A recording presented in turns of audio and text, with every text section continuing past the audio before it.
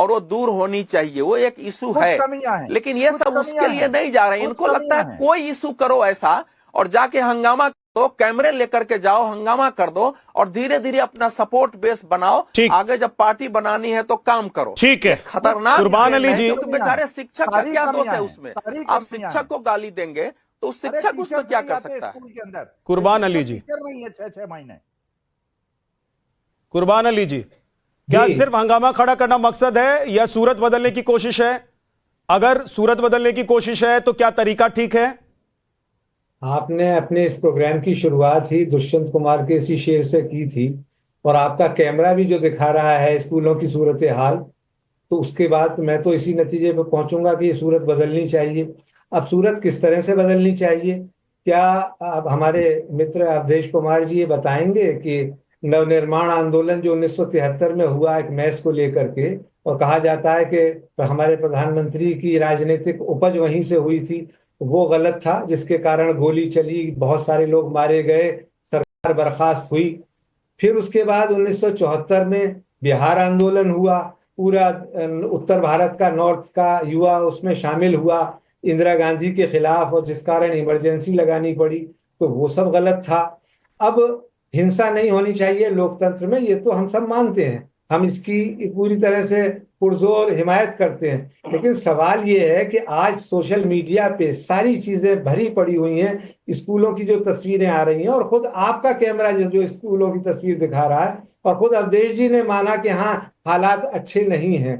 तो उन हालात को बेहतर बनने के लिए, बनाने के लिए क्या कार्यक्रम होना चाहिए, क्या उसके लिए लोकतंत्र में आवाज किस तरह से उठाई जाए, इसके कोई वो बनाया जाएगा, पैरामीटर्स बनाए जाएंगे, या राहुल गांधी इस वक्त एफआईआर कराने के लिए धरने पर बैठे हुए हैं, क्या ये गलत काम हो रहा है? अगर ये सब सारे काम गलत हैं तो फिर हमें इस पर चर्चा नहीं करनी चाहिए कि जो लेकिन आज कुर्बान सर, मैं एक चीज पूछ रहा हूं आपसे। आपने दो बातें कही। आपने कहा कि भाई जो सिस्टम की तस्वीर दिखाई दे रही है वो तो सब कुछ बयां कर ही रही है, तरीका क्या ऐसा होना चाहिए, उसके लिए कोई पैरामीटर सेट होना चाहिए। पैरामीटर सेट होना चाहिए या नहीं होना चाहिए अलग डिबेट का विषय है, लेकिन क्या यह तरीका ठीक है? मेरा पहला सवाल। दूसरा सवाल, राहुल गांधी क्या सुप्रीम कोर्ट से ऊपर है? जब सुप्रीम कोर्ट ने कह दिया है कि भाई एक कमेटी गठित कीजिए और इस पूरे मामले की, जंतर मंतर मामले की जांच कीजिए, उसके अगले दिन राहुल गांधी पहुंच जाते हैं और संसद मार्ग पर बैठकर धरना देते हैं कि एफआईआर कीजिए, एफआईआर कीजिए, तो क्या यह संसदीय व्यवस्था है?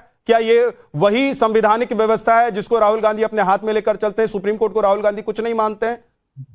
सवाल सुप्रीम कोर्ट का नहीं है, सवाल ये है कि क्या एक व्यक्ति जो विक्टिम है पैलेट गन्स का, उसको एफआईआर, उस पर एफआईआर करने से तो सुप्रीम कोर्ट ने रोक नहीं लगाई है जहां तक मैं समझता हूं।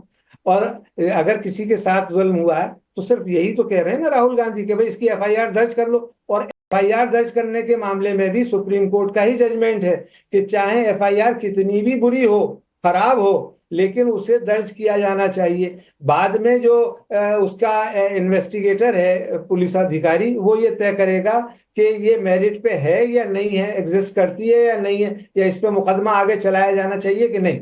लेकिन एफआईआर दर्ज कराना इस देश के हर नागरिक का अधिकार है, और एफआईआर दर्ज होनी चाहिए। और उस सूरत में तो जरूरी होनी चाहिए जो पैलेट गन का शिकार है, अपेरेंटली दिख रहा है कि पूरे देश ने देखा है कि उसके ऊपर पैलेट गन चली और वो घायल हुआ। दूसरी बात यह है कि अगर सुप्रीम कोर्ट ने कोई जजमेंट दे दिया है या कोई बात कह दी है किसी की जांच कराने के लिए, तो इसका मतलब ये तो नहीं हो जाता कि उस घटना के बारे में कोई चर्चा ही नहीं की जाए या उसके बारे में कोई बात ही ना की जाए। जो चीजें हुई हैं वो लोकतांत्रिक ढंग से सरकार के सामने लाने की कोशिश की जा रही है, अदालत के भी सामने लाने की कोशिश की जा रही है, और मैं समझता हूं कि उसमें कुछ भी गलत नहीं है। अवधेश जी आपको जवाब देना चाहते हैं, लेकिन एक अपडेट अपने दर्शकों को दे देता हूं, आप लोगों को भी बता देता हूं कि देखिए प्रियंका गांधी अब संसद मार्ग थाने पहुंच गई हैं। ये तस्वीर आप देख रहे हैं, राहुल गांधी आज वहां पर जाकर बैठ गए और उससे पहले उन्होंने डीसीपी से मुलाकात की थी। उन्होंने कहा कि एफआईआर दर्ज कीजिए, एफआईआर दर्ज नहीं करेंगे तो हम यहां से नहीं उठेंगे। ये दिल्ली की तस्वीर आप देख रहे हैं। और दूसरी तरफ राजस्थान में जो हंगामा बवाल मचा हुआ है वो एक अलग तस्वीर है जिस पर आज पूरे देश भर में चर्चा हो रही है। अवधेश जी आप जवाब देना चाह रहे थे कुर्बान अली जी की बातों का, बोलिए।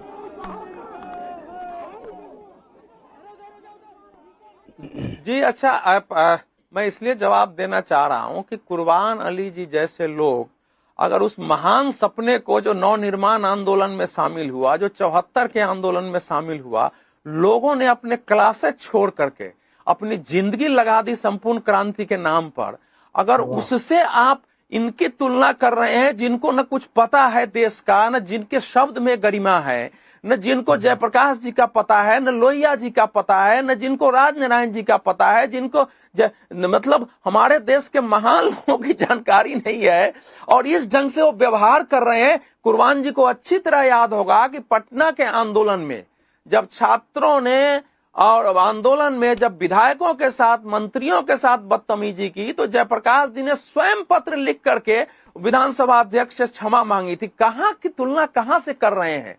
तो इसका मतलब यह हुआ ना कि जो बीजेपी को लेके जो पैथेटिक लेवल पर एक विरोध का भाव है, तो लगता है कि कुछ नहीं हो तो शायद यही कुछ कर दे, कहीं से कुछ खड़ा हो जाए। कृषि कानून विरोधी आंदोलन, भले वो कहे कि बांग्लादेश दोहरा देंगे, लाल किला पर चढ़ जाएंगे, वही कुछ कर दे, या जो आ गया कर दे।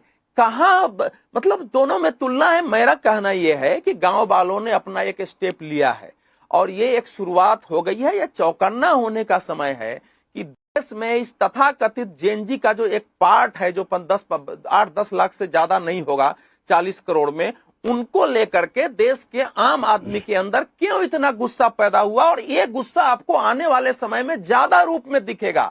74 के आंदोलन को कोई गांव वाले मारने नहीं दौड़ते थे। हम लोग हाई स्कूल में थे और हमारे यहाँ जो तरुण वाहिनी बनी, मेरे को शामिल किया गया उसमें, और जो लोग आते थे उनकी इज्जत की जाती थी।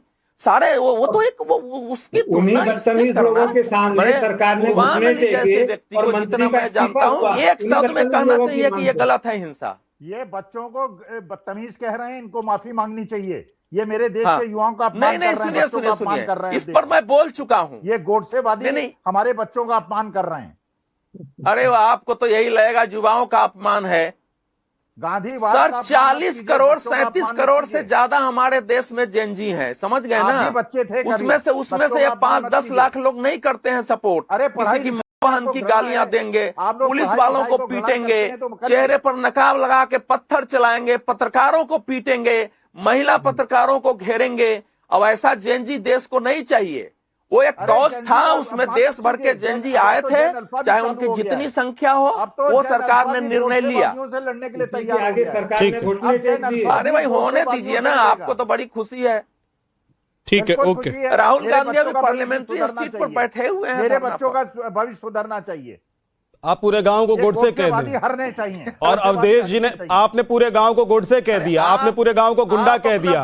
अखिल जी, उसके लिए पहले माफी मांग लीजिए, नहीं तो यही जिस राजस्थान के गांव के लोगों को आप गुंडा और गोडसेवादी कह रहे हैं, वो लोग कल आपको दिल्ली में आकर केस ठोक देंगे, यही संसद मार्ग थाने में बैठकर, और बुलाएंगे कि आइए। जो भी गोडसेवादी है वो गुंडा है, जो गांधीवादी है वो अच्छा आदमी है, जो गोडसे को अपनाए, जो हथियार चलाए, जो मारपीट करे, वो गुंडा है, वो गोडसे। जयपाल सिंह, आप लोगों ने स्कूल की हालत ये क्या कर दी है कि ये स्थिति हो गई है कि वहां पर सीजेपी को जाकर लड़ना पड़ रहा है?